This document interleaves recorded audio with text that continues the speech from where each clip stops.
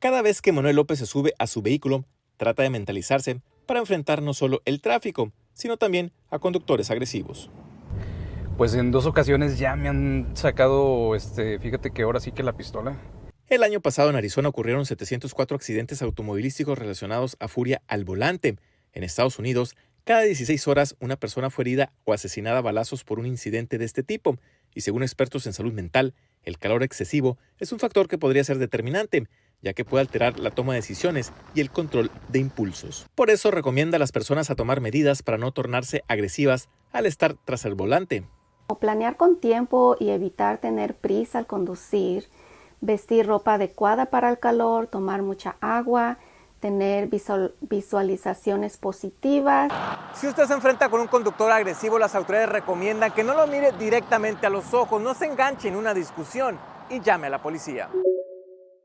Los efectos del huracán Idalia ya comenzaron a notarse esta madrugada al oeste de Cuba y en la península de Yucatán, en México, al tiempo que en Estados Unidos miles de personas se preparan para la llegada de este ciclón que podría tocar tierra en la costa oeste de la Florida como un potente huracán de categoría 3. La Casa Blanca, por su parte, ha asegurado que está vigilando muy de cerca la trayectoria de Idalia a medida que se acerca a las costas de la Florida.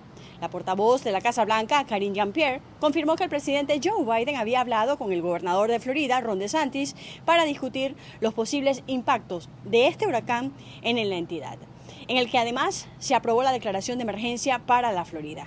Desde el Centro Nacional de Huracanes, con sede en Miami, en Florida, advierten de las fuertes ráfagas de viento y agua que pueden dejar los ciclones en zonas como las que ahora están en alerta por el posible impacto de Idalia.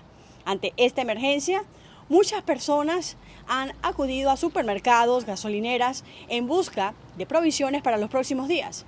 Según reportaban las agencias AP y Reuters, la gasolina ya empezaba a escasear en muchos lugares y muchos productos de primera necesidad se habían agotado en los supermercados.